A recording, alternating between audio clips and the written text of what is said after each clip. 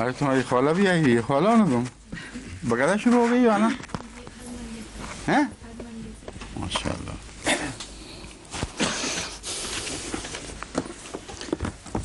سورہ الحج کی آیت 66 ہے نا. اعوذ باللہ من الشیطان الرجیم، بسم اللہ الرحمن الرحیم.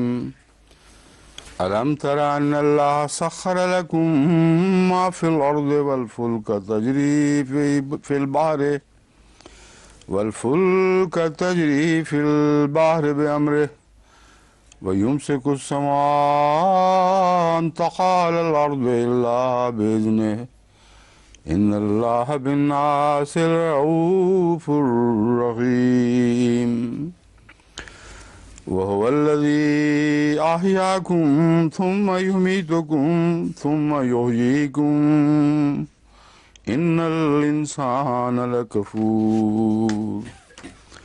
لكل أمة جعلنا منسكا هم ناسكوه فلا ينازعنك في الأمر وادع إلى ربك إنك لعلى هدى مستقيم. وإن جادلوك فقل الله أعلم بما تعملون الله يحكم بينكم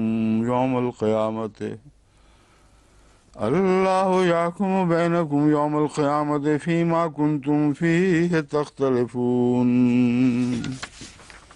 ألم تعلم أن الله يعلم ما في السماء والأرض إن ذلك في كتاب إن ذلك على الله يسير.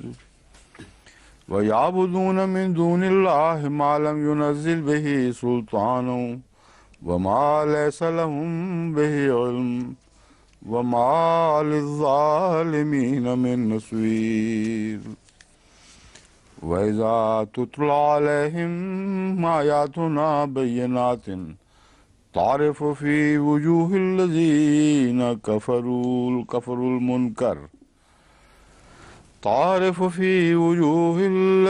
كفروا المنكر يكادون يسطون بالذين يتلون عليهم آياتنا قل أفأنبئكم بشر من ذلكم النار وعدها الله الذين كفروا وبئس المصير. يا أيها الناس ضرب مثل فاستمعوا له إن الذين تدعون من دون الله لن يخلقوا ذبابا ولو اجتمعوا له وإن يسلبهم الذباب شيئا لا يستنقذوه منه ضعف الطالب والمطلوب ما قدر الله حق قدره إن الله لقوي عزيز. الله يصطفي من الملائكة رسلا ومن الناس إن الله سميع بصير. يعلم ما بين أيديهم وما خلفهم وإلى الله ترجع الأمور. يا أيها الذين آمنوا اركعوا واسجدوا واعبدوا ربكم وافعلوا الخير لعلكم تفلحون. سجدہ کر لیں.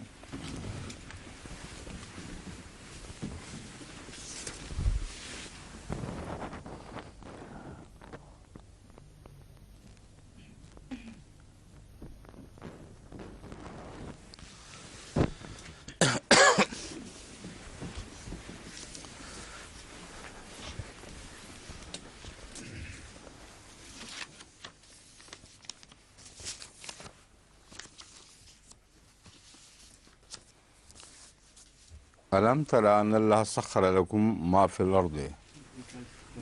ہاں وہ کہاں ہے؟ اچھا اس کے بعد، اچھا ٹھیک ہے. وجاہدوا فی اللہ حق جہادہ هو اجتباکم وما جعل عليكم في الدين من حرج ملة أبيكم إبراهيم هو سماكم المسلمين من قبل وفي هذا ليكون الرسول شهيدا عليكم وتكونوا شهداء على الناس فأقيموا الصلاة وآتوا الزكاة واعتصموا بالله هو مولاكم فنعم المولى ونعم النصير. رکوع سے مراد آپ کی تھی کہ یہ صورت پوری ہو جائے گی اصل میں. ہاں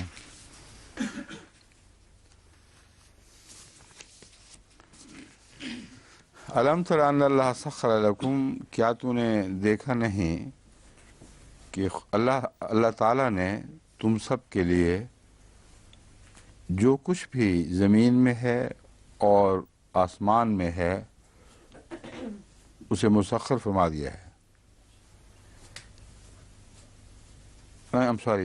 جو کچھ زمین میں آسمان میں نہیں آیا، یہاں فلک کشتی کا ذکر شروع ہو گیا.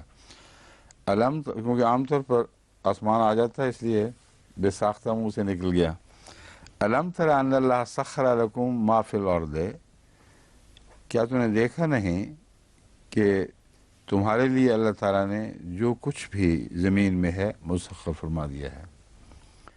والفلک تجری فی البحر بامرہ، اور کشتی یہ جمع ہے یا واحد ہے؟ کشتیاں ہیں نا، فلک کا ترجمہ. واحد کیا ہے پھر فلک کی؟ فلک مجھے تو جمع کا مضمون نظر، جمع ہی ہے نا. والفلک تجری فی البحر بامرہ، اور کشتیاں جو سمندر میں اس کے حکم سے چلتی ہیں. وَيُمْسِكُ السَّمَاءَ أَن تَقَعَ عَلَى الْأَرْضِ، اور وہ آسمان کو روکے ہوئے ہے کہ وہ زمین پر گر پڑے. إِلَّا بِإِذْنِهِ، مگر اس کے اذن کے ساتھ. إِنَّ اللَّهَ بِالنَّاسِ لَرَءُوفٌ رَحِيمٌ، اللہ تعالیٰ یقیناً انسانوں کے لیے بہت مہربان اور بار بار رحم فرمانے والا ہے.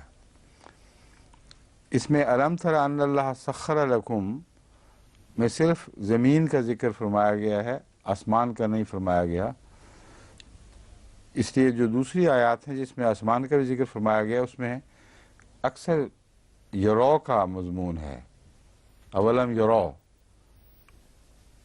اس سے میں سمجھتا ہوں اگر موازنہ کیا جائے تو شاید اس محدود زمانے کے انسان کو مخاطب کرتے ہوئے یہاں عمداً آسمان کا نام چھوڑ دیا گیا ہو، کیونکہ وہ جو مشاہدہ کر رہے تھے اس مشاہدے میں انسان یہ تو جانتا تھا، جان چکا تھا کہ زمین میں جو کچھ ہے انسان اس کا بادشاہ ہے اور اس کے تابع ہے، لیکن ابھی آسمان اور اس کی پنہائیوں پر اس کی نظر نہیں تھی. اس لیے یہاں آسمان کا لفظ چھوٹتا ہوا زیادہ اچھا لگ رہا ہے. لیکن میں نے چونکہ موازنہ نہیں کیا اس لیے میں ابھی یقین سے نہیں کہہ سکتا، مگر یہاں بہرحال بغیر آسمان کے مضمون زیادہ موزوں اور برموقع دکھائی دے رہا ہے. کیا تو نے دیکھا نہیں کہ جو کچھ زمین میں ہے وہ سب کچھ تمہارے لیے مسخر کر دیا گیا ہے. والفلک تجری فی البحر بامرہ، اور سمندر میں کشتی بھی اس کے حکم سے چلتی ہے. اس کا کیا مطلب ہے کشتی اس کے حکم سے چلتی ہے؟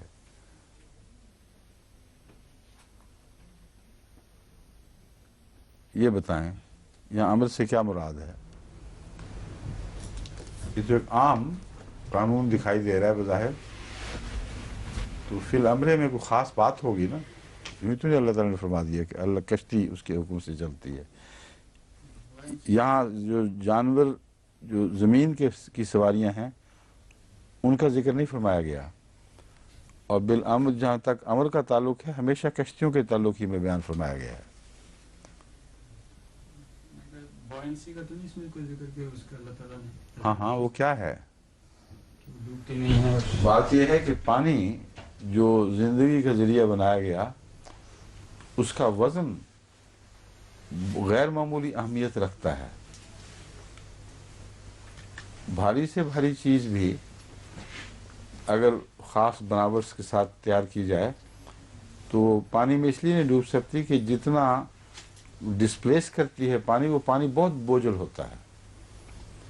اور H2O کا جو فارمولا ہے اس میں آکسیجن کا وزن اور ہائیڈروجن کا وزن مل کر اتنا بن جاتا ہے کہ وہ وزن اگر ڈسپلیس کیا جائے تو بھاری سے بھاری میٹل بھی اس میں بائنڈ ہو جاتی ہے، جس کو ڈاکٹر صاحب نے بائنسی کہا ہے نا، مطلب وہ تیر سکتی ہے. اور اسی وجہ سے کوئی بوجھ بھی ایسا نہیں جو سمندر پہ نہ منتقل کیا جا سکے. اور پانی کو زندگی کا ذریعہ بناتے ہوئے اس کے اندر ایسا وزن رکھ دینا، یہ ایک غیر معمولی امر ہے خدا تعالیٰ کا، جس کی وجہ سے پانی پہ کشتیوں کا چلنا مقدر ہو گیا اور یعنی ممکن ہو گیا. دوسرا امر ہی میں اشارہ ہواؤں کی طرف ہے. اگرچہ چپوں سے بھی کشتیاں چلتی ہیں، اور چپوں کی کشتیاں اس مضمون میں تو داخل ہو جائیں گی، مگر جو بڑے بڑے جہاز دنیا میں سفر کرتے تھے اور اب بھی کرتے ہیں، یا یوں کہنا چاہیے اس زمانے میں تمام تر انحصار جو بھاری ٹریفک کا تھا وہ ہواؤں پر تھا.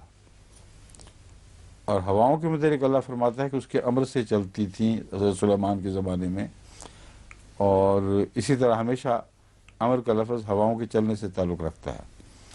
اس لیے میں سمجھتا ہوں کہ بنیادی معنی وہی ہیں کہ کشتیاں، چونکہ خصوصاً وہ کشتیاں جو ٹرانسپورٹ کے لیے، بھاری ٹرانسپورٹ کے لیے استعمال ہوتی تھی، یا بڑے بڑے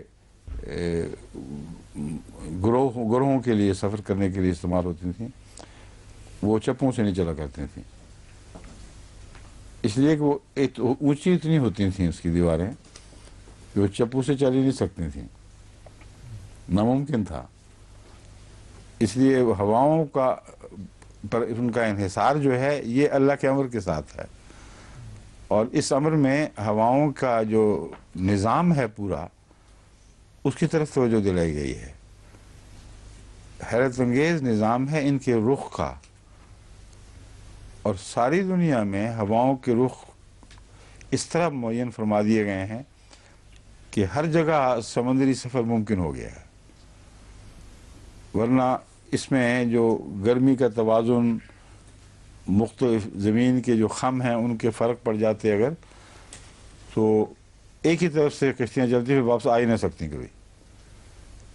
بس یہ وہ نظام ہے جس کی طرف اللہ تعالیٰ خصوصی سے توجہ دلاتا ہے لفظ امر میں، جس پر غور کر کے مزید بھی اس معاملے میں بہت سی دلچسپ حقیقتیں سامنے آ سکتی ہیں. یعنی جغرافیہ دان کو اس پہلو سے اس آیت کا جائزہ لینا چاہیے، یعنی دنیا کا جائزہ لینا چاہیے کہ اس آیت کی روشنی میں ہواؤں کے امر میں کیا کیا نشانات ہیں. یہ احمدی جغرافیہ دانوں کا کام ہے. وَيُمْسِكُ السَّمَاءَ أَن تَقَعَ عَلَى الْأَرْضِ. اب اجرا کا ایک امساک سے بھی تعلق ہے، اور جہاں اجرا کا حکم ہے وہاں اس کا ایک نظام ہے جو جاری رکھنے کا حکم دیتا ہے. جہاں روکنے کا حکم ہے وہاں اس کا نظام ہے جو روکنے کا حکم دیتا ہے. اور یہ اتفاقات نہیں ہیں. اور جو امساک کا مضمون ہے وہ بہت ہی گہرا اور بلند اور عظیم الشان ہے. فرماتا ہے یمسک السماء ان تقع علی الارض الا باذنہ. اس نے آسمان کو روک رکھا ہے کہ وہ زمین پر زمین پر گر جائے سوائے اس کے کہ اس کا حکم ہو اس معاملے میں. بس جتنے بھی جو آسمان میں اجرائے فلکی ہیں، اجرام فلکی ہیں، ان کا اپنی اپنی جگہ قائم رہنا یہ ایک بہت عظیم شان نشان ہے. اور کشش ثقل کا ذکر تو ہو ہی گیا کہ زمین کھینچ رہی ہے اور پھر بھی گرتے نہیں. یہ جو مضمون ہے یہ ساری کائنات سے تعلق رکھتا ہے. چنانچہ یہاں آ کے سما کی بات ہوئی ہے، پہلے صرف زمین کی بات ہو رہی تھی، वयुमसिकु समा अन तक़ा अलल अर्ज़ इल्ला बिइज़्निह। और वो कैसे रोका हुआ खुदा ताला ने, वो उनकी रफ्तारों के कंट्रोल के ज़रिए। रफ्तारें बैन ही इतनी हैं कि जो बाहर की पुल है उसको वो इक्वेट कर देती हैं, और ना चीज़ अंदर आ सकती है ना बाहर जा सकती है। क्योंकि अगर रफ्तार एक ज़र्रा भी ज़्यादा हो जाए तो तमाम अजराम फल्की अपने अपने दायरों से बाहर निकल जाए, उसमें वो कायम रह नहीं सकते। ज़रा भी कम हो जाए तो गिरते गिरते आखिर वो जिस तरह रोड़े को आप घुमाएं और रस्सी फिर ताकत कम हो जाए तो रोड़ा करीब आने लग जाता है, यहाँ तक कि आके बदन से लग जाता है। तो ये वो जो कैलकुलेशन है ये इतनी हैरत अंगेज़ है कि अगर आप इसको साइंसदानों की ज़ुबान में पढ़ के देखें तो अक्ल दंग रह जाती है। परफेक्टली ऑर्डर्ड कैलकुलेशन है। मगर अजराम फल्की की ज़मीन पर गिरने के इम्कानात भी खुदा ने रख छोड़े हैं, और ये वो हैं जो इस रफ्तार के साथ कंट्रोल नहीं होते। जिनकी रफ्तार पे कंट्रोल ना हो वो ज़र्रे इस बात का सबूत हैं कि खुदा ताला ने बाकायदा निज़ाम के ताबे ये कंट्रोल रखा हुआ है। वो अपने अपने महवर से निकल के दूर भाग जाते हैं और उन भगोड़ों में से कुछ ज़मीन पे भी जा पड़ते हैं। फिर उनसे इंसानों को बचाने के लिए जो खुदा ताला ने इंतज़ाम कर रखा है उसमें फरमाता है इन्नल्लाह बिन्नास लरऊफ़ुर रहीम। गिरते तो हैं उसके अमर से मगर वो नुकसान नहीं पहुंचाते, वरना तुम तबाह हो जाते अगर वो किसी ख़ास निज़ाम के ताबे रोके ना जाते, यानी उनका शर रोका जाता है। वो आ जाते हैं मगर अपना शर पीछे जला जाते हैं सब कुछ। तो ये वो निज़ाम है जिसकी तरफ मुतवज्जे फरमाया। और ये हिस्सा तो उस ज़माने में भी आँख से नज़र आ रहा होता था, इल्ला भेजने वाला, कि वो अजराम फल्की के टुकड़े आसमान से ज़मीन में दाखिल होते और ज़मीन को जब जलाती थी तो वो दिखाई दिया करते थे। इन्नल्लाह बिन्नास लरऊफ़ुर रहीम। यकीन अल्लाह ताला बंदों के लिए बहुत ही मेहरबान और बार बार रहम फरमाने वाला है। वहुवल्लज़ी अहयाकुम थुम्मा युमीतुकुम थुम्मा युहयीकुम। यही वो ज़ात है जिसने तुम्हें ज़िंदा फरमाया। इस निज़ाम में वो सारे ज़िंदगी के मुहर्रिकात रख दिए, मुजिबात रख दिए। क्योंकि पानी के साथ ज़िंदगी का ताल्लुक़ है और अजराम फल्की के ज़मीन के घूमने के, हवाओं के चलने के साथ उनकी तिजारतें वाबस्ता वग़ैरह वग़ैरह। तो ये सारा निज़ाम जो है समंदर का और हवाओं का, इसी में ज़िंदगी है। क्योंकि बादलों का एक जगह से दूसरी जगह मुंतकिल होना, पानी का गिरना, नीचे उतरना, ये तमाम इशारतन बातें इस आयत में मौजूद हैं। इसलिए फरमाया वही है जिसने तुम्हें ज़िंदा किया। थुम्मा युमीतुकुम, फिर तुम्हें मारेगा, फिर ज़िंदा करेगा। इन्नल इंसाना लकफूर, इंसान नाशुक्रा बहुत है। यानी देखता है कि उसकी ज़िंदगी की बिना इस सारे निज़ाम पर है, एक बिल इरादा और हैरत अंगेज़ उसकी गहराई के साथ और नज़्म व ज़ब्त के साथ बनाया हुआ निज़ाम है, वरना उसकी ज़िंदगी मुमकिन ही ना होती। तो नाशुक्रापन उसकी पहली ज़िंदगी के ताल्लुक़ में है कि ना तुम्हें वो एहसास है और ना इन नेमतों के शुक्र में तुम खुदा के हुजूर हाजिर होने की कोई तवक्को ही रखते हो, कोई तमन्ना ही रखते हो, बल्कि खुदाई का इनकार कर देते हो। तो नाशुक्री की हद है। अगर शुक्र को पहचान नहीं सकते तो इतना ही मान लेते कि कोई शुक्र, काबिल शुक्र हाथ है जो तुम पर एहसानात की बारिश फरमा रहा है। तो ये छोटी सी आयत में बेहद वसी मज़ामीन हैं जिनके लिए तर्जुमे में यहाँ तफसील से जाने की गुंजाइश नहीं है, मगर मैं आपको तवज्जो दिलाता हूँ इस मज़मून का मुतालिया करें तो आपको इसमें बेइंतहा निशानात दिखाई देंगे और उतना ही शिद्दत के साथ लफ्ज़ कफूर का फतवा इंसान पर सादर होगा। लिकुल्लि उम्मतिन जालना मनसकन हुम नासिकुहु। ہر امت کے لیے ہم نے قربانی کا ایک طریق مقرر فرما دیا ہے یا ایک ایسا مسلک بنا دیا ہے جس پر وہ عبادتیں کرے اور خدا سے تعلق جوڑے۔ منسک میں صرف قربانی نہیں، اس میں عبادت کی راہیں اور تمام وہ طریق جن سے انسان کا اللہ تعالیٰ سے تعلق قائم ہو سکتا ہے وہ سارے مناسک ہیں۔ فرماتا ہے ہم نے سر ایک کے لیے وہ مناسک بنا دیے، اور مناسک یہاں رستوں کے معنوں میں ہیں، جن رستوں پر چل کے خدا تعالیٰ سے تعلق قائم ہو سکتا ہے۔ فلا ینازعنک فی الامر، بس یہ لوگ امور شریعت میں جو تجھ پر امر نازل فرمایا جا رہا ہے اس میں ہرگز تجھ سے جھگڑا نہ کریں۔ ان کو کوئی پتہ نہیں کہ کیا مقاصد ہیں، اور اس شریعت پر عمل کے نتیجے میں انسان آخر خدا تعالیٰ کو پا لے گا۔ وَدْعُ إِلَىٰ رَبِّكَ، پس اپنے رب کی طرف ان کو بلا، ان کو کہو کہ یہ رستے تمہیں رب سے ملانے کے لیے ہیں۔ اس لیے میں کہہ رہا ہوں یہاں منسک کا معنی وہ راہیں ہیں جن راہوں پر قربانیاں دی جاتی ہیں، عبادتیں کی جاتی ہیں خدا تعالیٰ سے ملنے کی خاطر۔ ان سے کہو جھگڑو نہیں، یہی وہ رستے ہیں جو خدا کی طرف لے کے جاتے ہیں۔ وَدْعُ إِلَىٰ رَبِّكَ، پس اپنے رب کی طرف انہیں بلا۔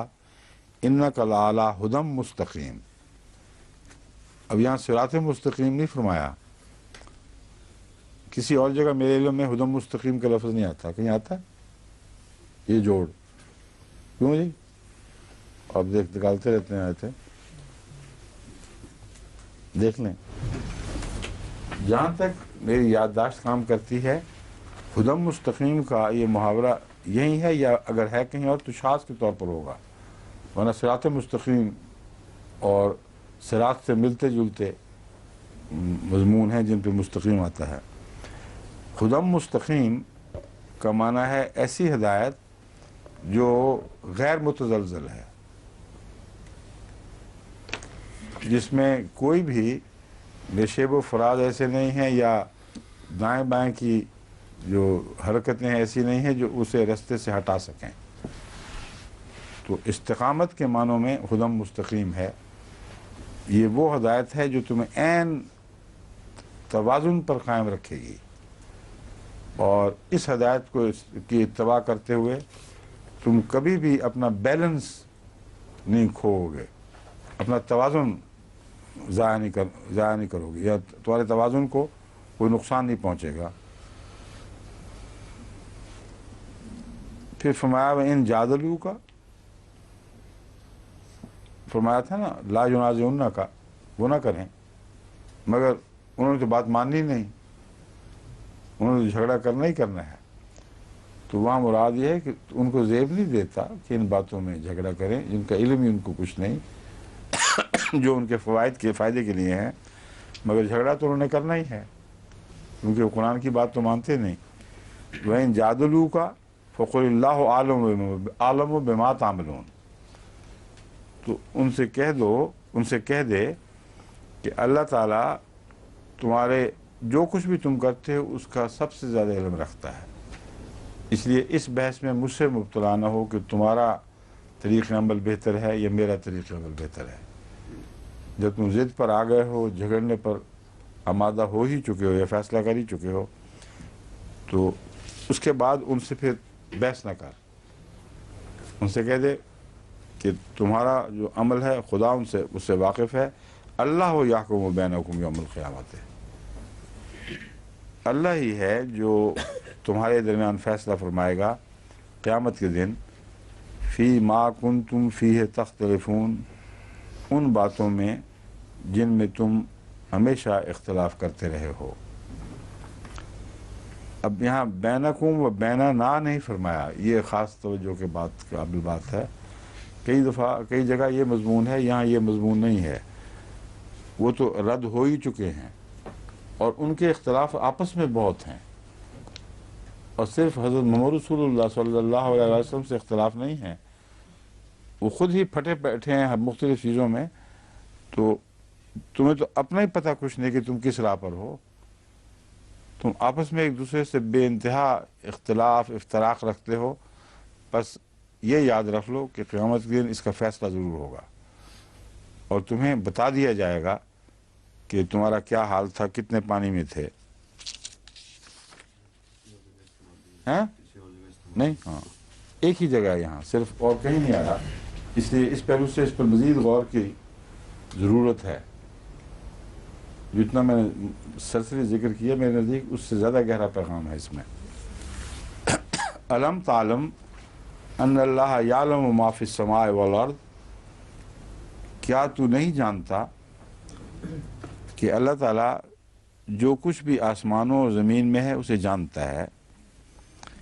ان ذالک فی کتاب، یہ سب چیزیں، یہ تمام تر باتیں ذالکہ فی کتاب ایک تحریر میں ہیں.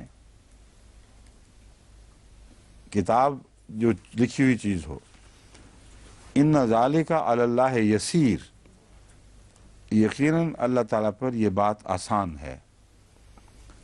اب وہ کتاب کہاں ہے؟ ہمیں تو کوئی دکھائی نہیں دیتی کتاب. اور اتنی بڑی کتاب جو کائنات کی ہر چیز کو سمیٹے ہوئے ہے، وہ تو لگتا ہے کہ کائنات جتنی بڑی ہو جائے گی، مگر اس کے باوجود تحریریں ہیں، وہ کندہ ہیں قوانین قدرت میں. اور ہر قانون جو جاری ہے وہ ایک کتاب کے تابع جاری ہے، اور غیر مبدل کتاب ہے جو تمام قوانین قدرت کو کنٹرول کر رہی ہے.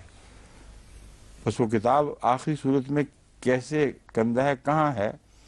میرے نزدیک وہ کائنات کے ہر ذرے پر کندہ ہے. جیسا کہ انسانی زندگی کے ہر خلیے میں انسانی زندگی کے تمام احکامات، یہاں تک کہ اس کی زندگی کی آخری امکانی حد تک کندہ ہوتی ہے. اور وہ کتاب کچھ سائنسدان پڑھنے لگ گئے ہیں. تو کتاب کائنات کی ہر چیز کی ہے، مگر ہر چیز کے اندر ہے، اس سے باہر نہیں ہے. اور جو قوانین قدرت مادی دنیا میں دکھائی دے رہے ہیں، ان کے ذرات میں ان کی جو انرجی کے قوانین ہیں، ان کی شکلیں جن میں وہ گھوم رہے ہیں ذرے ایک دوسرے کے گرد وغیرہ وغیرہ، ان سب کے اندر وہ لکھی ہوئی تحریریں موجود ہیں. اور تحریر ان معنوں میں کہ جب آپ غور کرتے ہیں تو کئی چیزیں پھر وہ دکھائی دینے لگ جاتی ہیں. یہ مضمون چونکہ بہت ہی زیادہ گہرا ہے اور کمپلیکس ہے، یعنی اس میں بہت زیادہ علمی پیچیدگیاں ہیں، اس لیے میں اس موقع پر اس کی تفصیل میں جا نہیں سکتا. مگر میں نے مثال دے دی ہے آپ کو کہ آپ کا جسم خود گواہ ہے اس بات کا کہ کتاب ضرور ہے، مگر اس طرح کی کتاب نہیں جس طرح کہ مولوی سمجھتے ہیں کوئی بڑی سی کتاب کھولی ہوئی ہے، جب کھول دو تو ایک کنارہ ایک اس طرف چلا جاتا ہے، دوسرا کنارہ دوسری طرف چلا جاتا ہے. یہ کتاب ہر ذرے کے اندر ہے موجود، باہر جانے کی ضرورت نہیں ہے.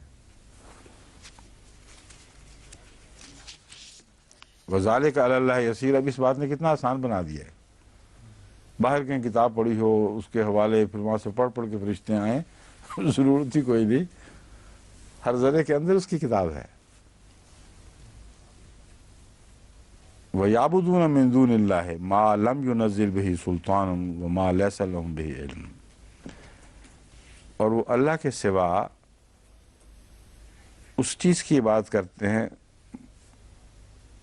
اس کی عبادت کریں مَا لَمْ يُنَزِّلْ بِهِ سُلْطَانٌ، جس کے لیے اللہ تعالیٰ نے کوئی مضبوط اور قوی دلیل نہیں اتاری. وَمَا لَيْسَ لَهُم بِهِ عِلْمٌ، اور اس کی جس کا ان کو کوئی بھی علم نہیں.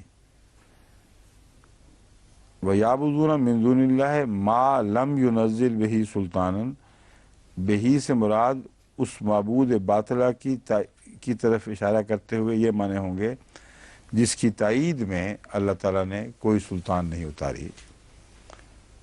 بس خدا کے سوا جس کی بھی وہ عبادت کرتے ہیں اس کی تائید میں آسمان سے کوئی گواہی کبھی نہیں اتری. اور یہ ایک چیلنج ہے معبودان باطلہ کی پرستش کرنے والوں کے لیے کہ معبودان باطلہ کے تائید میں کسی الہی صحیفے سے کوئی تائیدی حوالہ نہیں نکال سکتے. بالکل خالی پڑی ہے وہ ساری سرگزشتی جس میں کوئی اگر حکم ہے بھی تو دلیل کوئی نہیں، یا سلطان ہے. آپ جتنا چاہیں مشرکین کی عبارتیں پڑھ کے دیکھ لیں، ان کے مبدل صحیفے مطالعہ کر کے دیکھ لیں، خدا تعالیٰ کے سوا کسی اور وجود کی موجودگی کے متعلق ایک بھی دلیل نظر نہیں آئے گی. اور آسمان سے اس کا مطلب کوئی دلیل ہے ہی نہیں، اتری نہیں، اور یہ بات سوچتے نہیں ہیں. جبکہ قرآن کریم جو اللہ کی عبادت کا ذکر فرماتا ہے، تو جیسا کہ ابھی گزر چکا ہے مضمون، ہر موقع پر دلائل پر دلائل دیتا چلا جاتا ہے. اور وہ آسمانی دلائل ہیں، کیونکہ جس وقت یہ نازل ہوئے تھے اس وقت ان کے متعلق تصور بھی نہیں ہو سکتا تھا کہ ہے کیا بات اصل میں. اور جوں انسان علم میں ترقی کر رہا ہے، ان دلائل کو سمجھنے کی صلاحیت بڑھتی چلی جا رہی ہے، اور قطعی طور پر ثابت ہو رہا ہے کہ آسمان سے اترے ہوئے دلائل ہیں، انسان کی سوچ کے نتیجے میں پیدا نہیں ہوئے. ورنہ کتاب کا دعویٰ کر دینا کہ ہر چیز لکھی ہوئی ہے، اس زمانے کا انسان بھی کہیے کیا بات ہے، فرضی کہانیاں کہاں لکھی ہوئی، کہاں پڑھی ہوئی ہے. اتنی عجیب بات تھی کہ نسل بعد نسل مسلمان علماء اس کی غلط تعبیر کرتے رہے، کیونکہ ان کے لیے تھی نہیں چیز. ان کو جتنی سمجھ آ رہی تھی آسمانی دلائل کی، وہ اور دائرے میں تھی، وہ کافی تھی ان کے لیے بھی اتنی تھی دلیلیں، مگر یہ آئندہ نسلوں کے لیے بھی اتاری گئی ہیں. اور وہ دلیلیں جو ابھی ہمیں سمجھ نہیں آئیں، وہ جب تک انسان ہے اور اترتی رہیں گی. اتری ایک دفعہ ہیں، مگر ان کے معنی ہمیشہ نازل ہوتے رہیں گے. یہ وہ مضمون ہے جس کے متعلق اللہ تعالیٰ فرماتا ہے وَإِن مِّن شَيْءٍ إِلَّا عِندَنَا خَزَائِنُهُ وَمَا نُنَزِّلُهُ إِلَّا بِقَدَرٍ مَّعْلُومٍ، کہ سارے خزانے موجود ہیں، مگر ننزلو سے مراد ان کا علم ہے، ان تک رسائی ہے. خزانے تو سب یہیں زمین میں موجود ہیں، ہمیں نئے تو نہیں نازل ہو رہے ہوتے اوپر سے.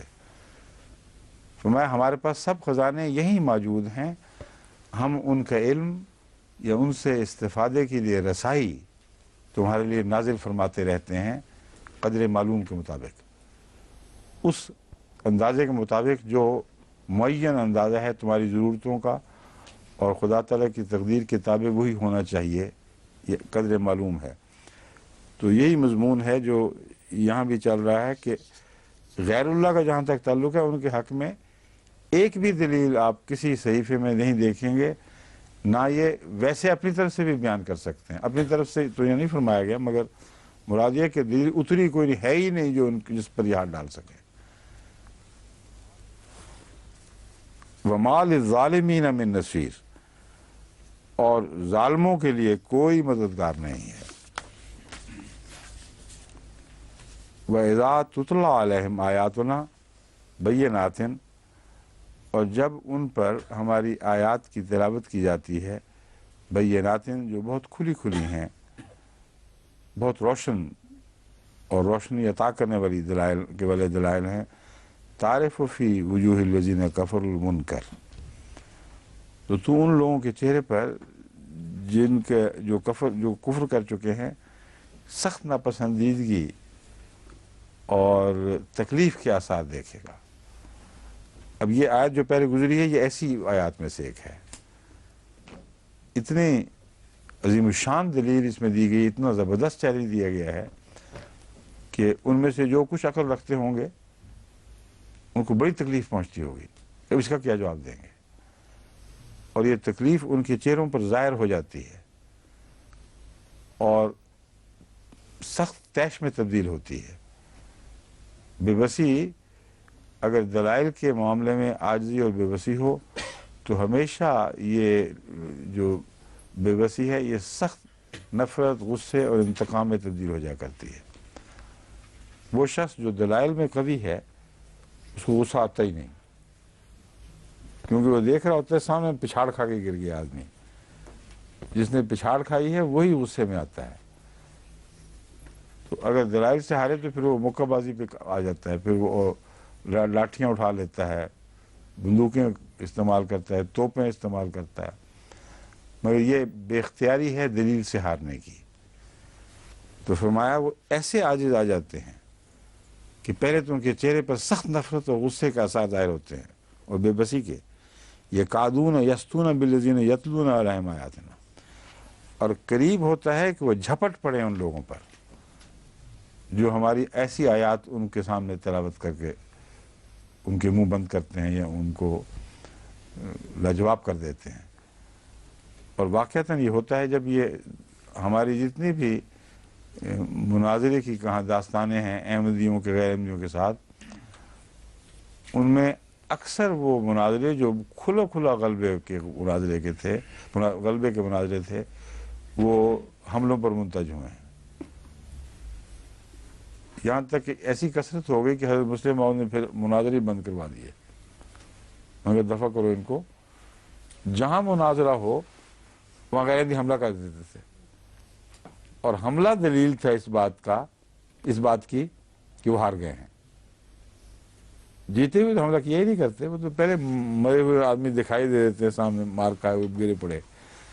تو وہ جیتے ہوئے آدمیوں پر ہارا ہوا آدمی اگر جسمانی طاقت رکھتا ہو اور دلیل میں ہار جائے تو ضرور حملہ کیا کرتا ہے. اور یہ آج بھی اسی طرح انسانی فطرت ہے، ہم آج بھی اسی طرح دیکھ رہے ہیں. قل افانبئکم بشر من ذالکم، تو کہہ دے کہ کیا میں تمہیں بتاؤں اس حرکت سے جو تم شرارت کی حرکت کر رہے اس سے بھی زیادہ تکلیف دے اور خطرناک چیز النار. من ذالکم، ذالکم سے مراد ہے جو تم حرکتیں کر رہے ہو ان سے زیادہ خطرناک اور خوفناک چیز تم بتا نہ دوں، وہ النار ہے، وہ آگ ہے. وعدہ اللہ الذین کفروا، اللہ تعالیٰ نے اس آگ کا وعدہ ان لوگوں سے فرمایا ہے جنہوں نے کفر کیا. وبئس المصیر، اور بہت ہی برا ٹھکانہ ہے جس کی طرف وہ لوٹ کے جائیں گے. مصیر ہر وہ چیز جو بالآخر جہاں پہنچتا ہے انسان، جہاں جا کے ٹھہر جاتا ہے، تو آخری ٹھکانے کے معنوں میں ہے المصیر. یا ایھا الناس ضرب مثل فاستمعوا لہ، اے لوگو مثال بیان فرما دی گئی، فاستمعوا لہ، بس غور سے اس کو سنو. ان الذین تدعون من دون اللہ، یقیناً وہ لوگ الذین تدعون من دون اللہ جو اللہ کے سوا کسی کو پکارتے ہیں، لن یخلقوا ذبابا ولو اجتمعوا لہ، کس کو پکارتے ہیں؟ ایسے لوگوں کو پکارتے ہیں جنہوں نے ایک مکھی تک پیدا نہیں کی، نہیں کر سکیں گے. لن یخلقوا ذبابا، ایسے لوگوں کو پکارتے ہیں جو ایک مکھی تک پیدا نہیں کر سکیں گے. ولو اجتمعوا لہ، خواہ اس پر یہ تمام تر اتفاق کر کے اکٹھے ہو جائیں. یہ مستقبل میں یہ استعمال کرنا اس بات کا قطعی ثبوت ہے کہ انسان جتنی ترقی چاہے کر لے، وہ ایک مکھی جیسی بظاہر حقیر چیز جیسا زندگی کا خلیہ یونٹ نہیں بنا سکتا. حضرت مسیح موعود علیہ السلام نے اسی مضمون کو یوں بیان فرمایا، بنا سکتا نہیں ہرگز بشر ایک پاؤں کیڑے کا. ہاں، بنا سکتا نہیں ایک پاؤں کیڑے کا بشر ہرگز. تو مکھی بنانا جو ہے اس میں تو پاؤں سے بہت زیادہ چیزیں آ جاتی ہیں، تو ایک مکمل یونٹ ہے.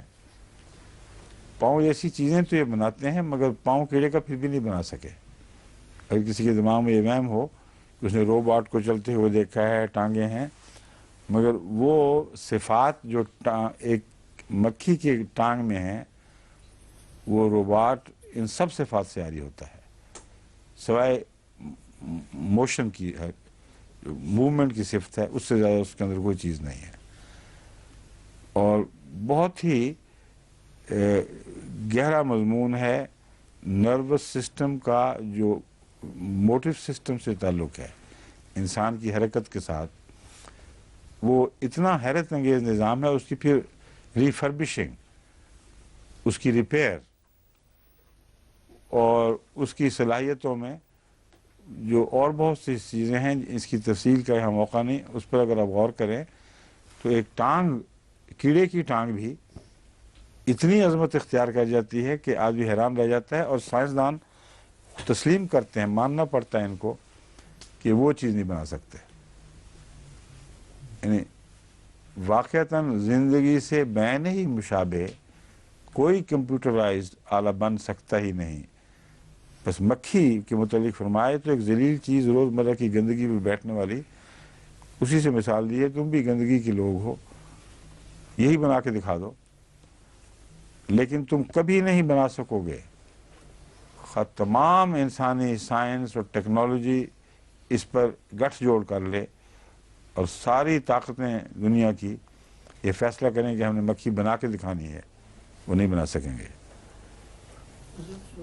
جی ترجمہ اس طرح ہو گیا کہ ان الذین یدعون من دون اللہ، ترجمہ اس طرح ہو گیا. ہاں، جن کو وہ پکارتے ہیں، تم یہ نہیں ہے جن کو تم پکارتے ہو. اچھا ٹھیک ہے، وہ کہہ دیا غلطی سے، تدونا، جن کو تم پکارتے ہو یہ کہنا چاہیے تھا. میں سمجھا تھا کہ آپ کہہ رہے ہیں یہ غلط ہے کہ جن کو تم پکارتے ہو، وہ تو ٹھیک ہے، تم کی بجائے ان کہہ دیا تھا میں نے، یہ کہنا چاہتے ہیں. ہاں ٹھیک ہے، جن کو تم پکارتے ہو. رسول اللہ صلی اللہ علیہ وسلم کے زمانے میں جو مخاطب انسان تھے، ان کو مخاطب کر کے جب مستقبل میں بیان فرمایا تو پتہ چلا کہ اس زمانے کی علمی کمزوریوں کی طرف اشارہ ہرگز نہیں ہے. یہ چیلنج ہے قیامت تک کے لیے. اس لیے کوئی انسان یہ نہیں سوچ سکتا کہ اس زمانے کے انسان کو تو پتہ نہیں تھا کیا بنانا ہے. فرمایا کہ کبھی بھی نہیں بنا سکو گے ہمیشہ آئندہ. اور آخر پر فرماتا ہے ان یسلبہم الذباب شیئا لا یستنقذوہ منہ، ان میں تو اتنی طاقت بھی نہیں کہ مکھی ان سے چھین لے تو اسے واپس لے سکے. اب یہ کیسے ممکن ہے؟ اب آپ ایک چیز کو، مکھی جو لے اڑتی ہے چیز، تو اس کو مار دیتے ہیں، تو اگر بہت باریک آلوں کے ساتھ دیکھیں تو شاید اس چیز کی تلاش کر کے نکال لیں، لیکن یہ درست نہیں ہے. مکھی جب چکھتی ہے کوئی چیز تو بلا توقف اس کا سلائیوا اس پر کام کر دیتا ہے اور اس کی حیت بدلنی شروع ہو جاتی ہے. یہ ناممکن ہے کہ اس سے وہی چیز بین ہی نکال لیں جو لے اڑی ہے. جب تک وہ نکلے گی اس تک اس کی حالت بدل جائے گی. تو خدا تعالیٰ فرماتا ہے تمہیں تو اتنی بھی طاقت نہیں کہ مکھی تم سے کچھ چھین لے اور تم اسے واپس چھین لو. تو باتیں کیا کرتے ہو پھر؟ ضعف الطالب والمطلوب، تم میں نہیں ہے، ان معبودوں میں جن کو تم نے معبود بنا رکھا ہے ان میں تو، مگر یہاں یہ ویسلبہم ہے، ان معبودوں سے، یا اصل میں یسلبہم معبودوں کی طرف اگر اشارہ کیا جائے تو جو میں نے ابھی مضمون بیان کیا ہے یہ اس پر پھر جسمانی ہوگا. میں نے انسانوں کی طرف اس مضمون کو پھیرا تھا، مگر چونکہ معبودوں کا ذکر ہو رہا ہے اس لیے یہ تھوڑی سی الجھن بن گئی اب اس بات میں، کیونکہ معبود تو ہیں ہی کوئی نہیں، اور ان سے مکھی نے کیا چھیننا تھا. تو میرے نزدیک الناس ہیں جن کی طرف ضمیر جا رہی ہے. یا ایھا الناس ضرب مثل، اے بنی نوع انسان جن کے لیے مثال بیان کر دی گئی ہے، ان کی طرف اشارہ ہے. اب ان یسلبہم الذباب، انسانوں کا تو اپنا یہ حال ہے، معبود ان کے تو مکھی بنا ہی نہیں سکتے، مکھی ہرگز کسی طرح بھی بنا نہیں سکتے. یہاں معبود سے مراد وہ دنیا کی بڑی بڑی طاقتیں بھی آ سکتی ہیں جن کی عمل و عبادت کی جاتی ہے. وہ بڑے سے بڑا وجود جس کے سامنے تم سر جھکا دیتے ہو، اس میں یہ طاقت نہیں ہوگی کبھی بھی کہ وہ مکھی بنا سکے. وَإِن يَسْلُبْهُمُ الذُّبَابُ، بس انسان بحیثیت مجموعی اتنے کمزور ہیں کہ اگر ان سے مکھی کچھ معمولی سی چیز بھی چھین کے لے جائے تو وہ اسے واپس حاصل نہیں کر سکتے.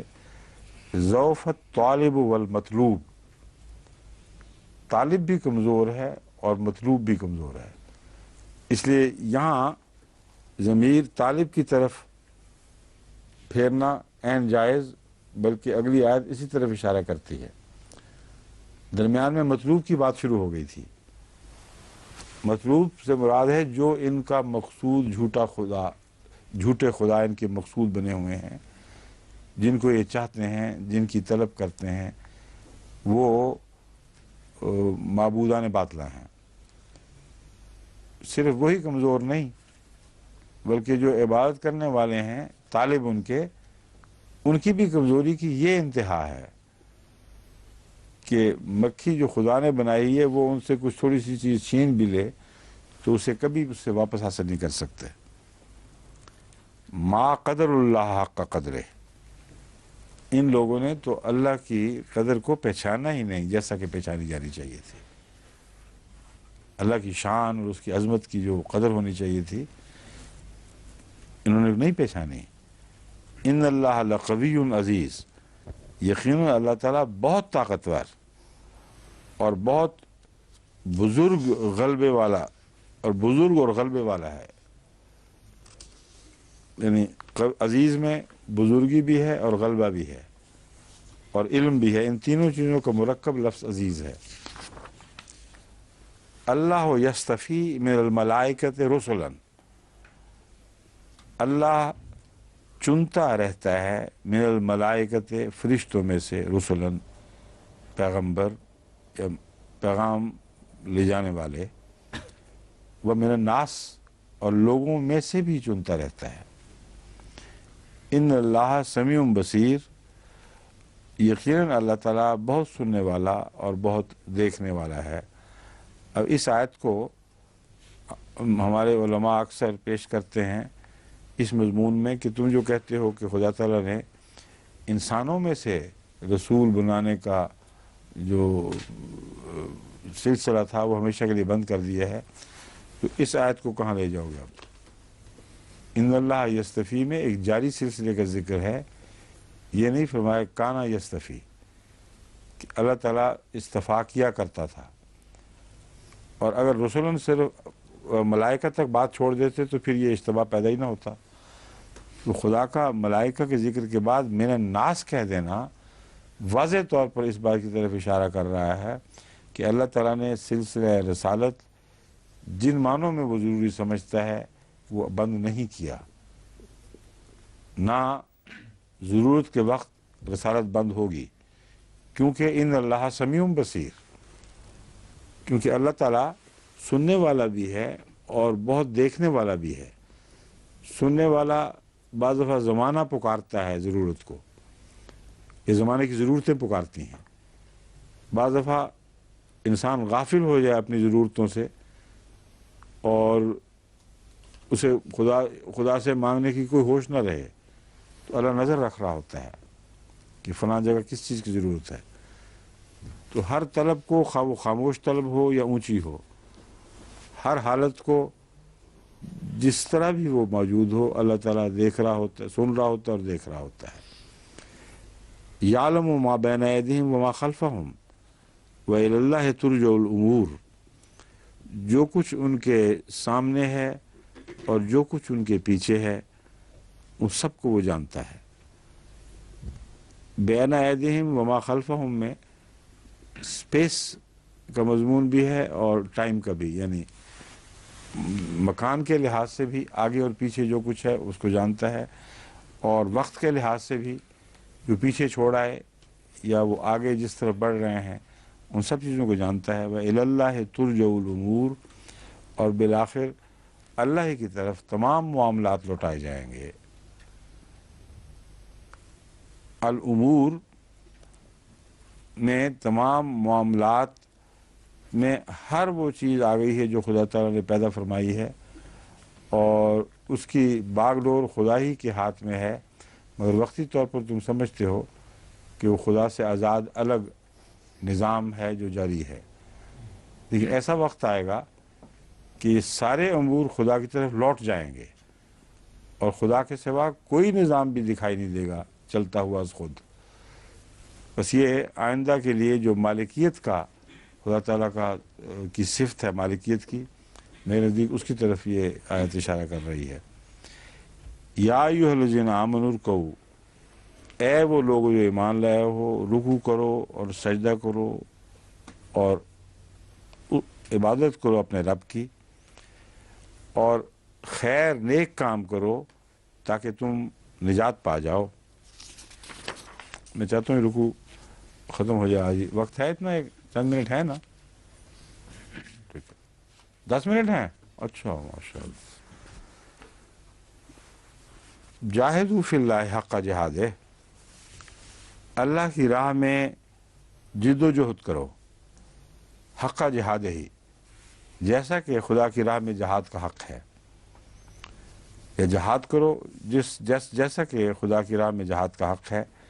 هو اجتباکم وما جعل علیکم فی الدین من حرج، وہی ہے جس نے تمہیں چن لیا.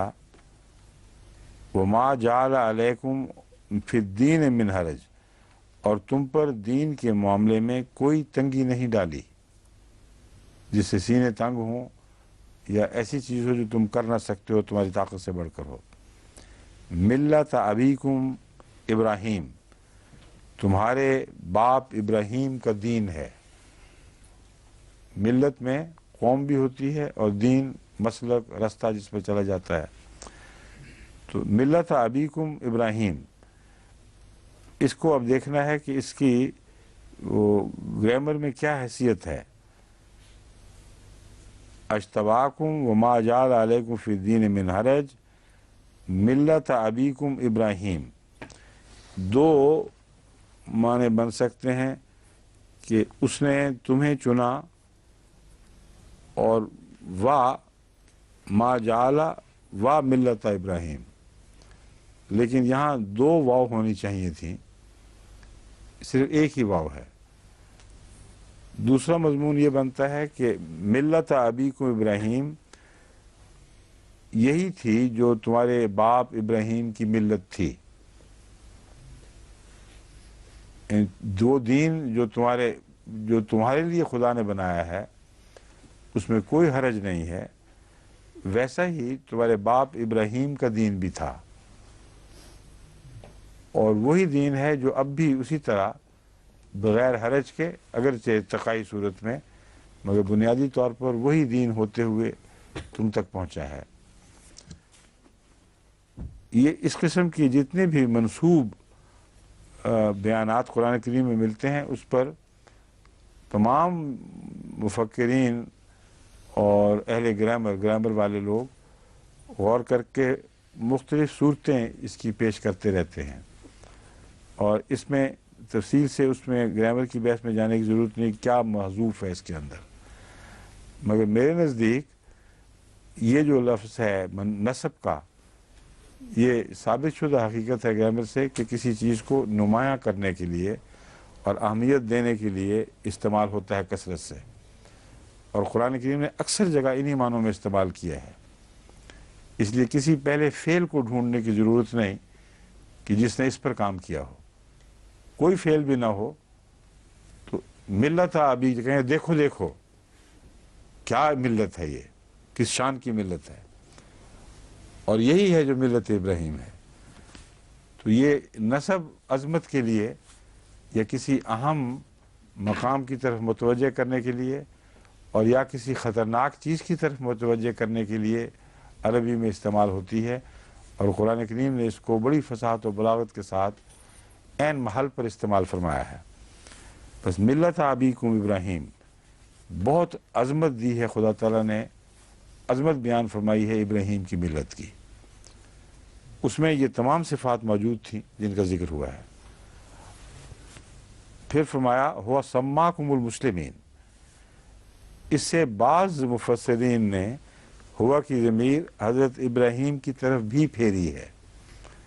وہ کہتے ہیں اس مضمون کا مطلب ہے ملت ابیکم ابراہیم ہوا سماکم المسلمین، اس نے تمہارا نام مسلم رکھا تھا.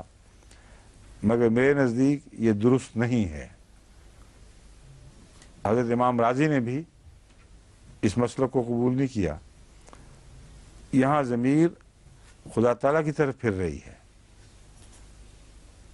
ہوا سماکم المسلمین من قبل و فی ھذا.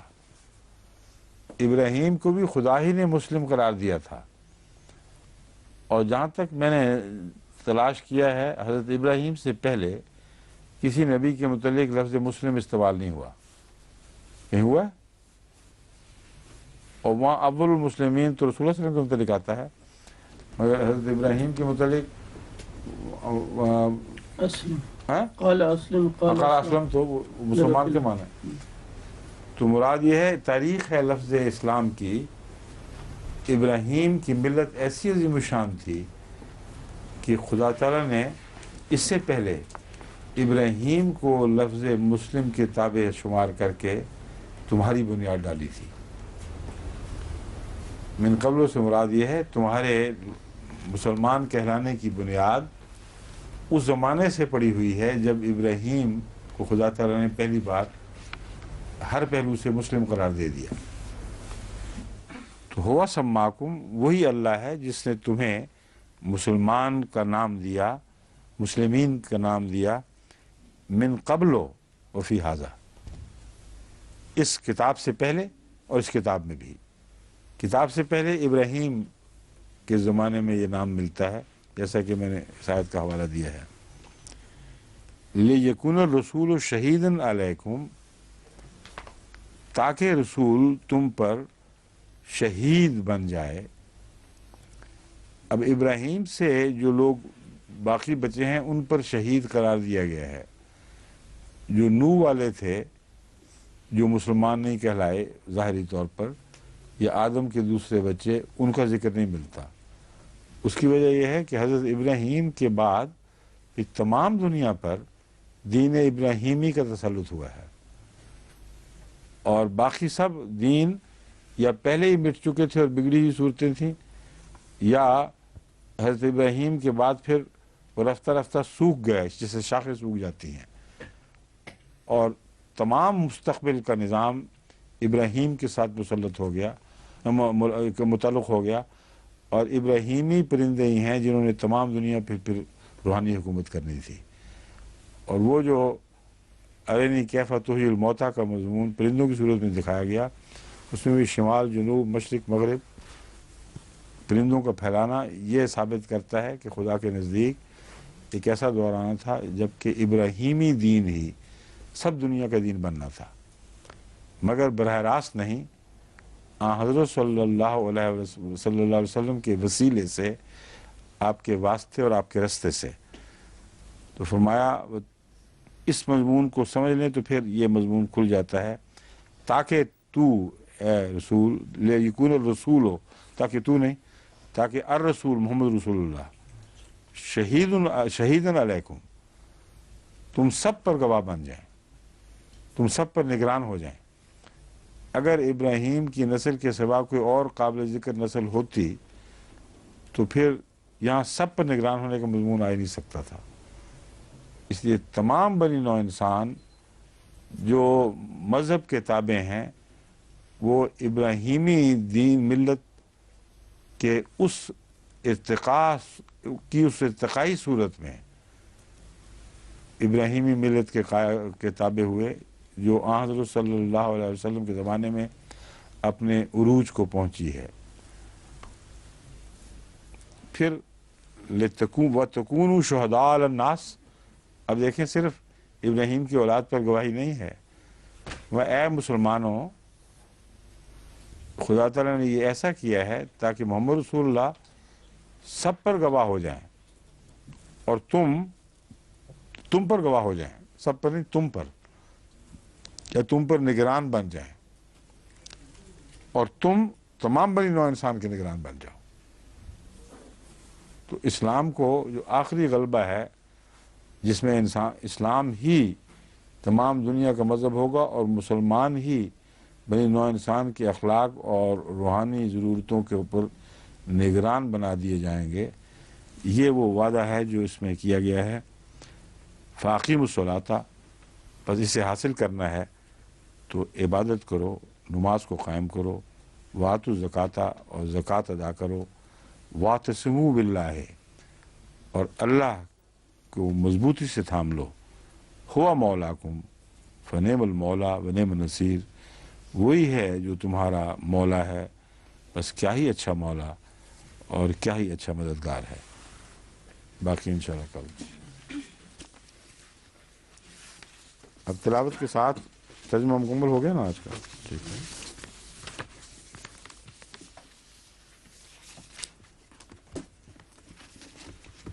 ये सुन्नतों का वक्त रह गया बस, है ना।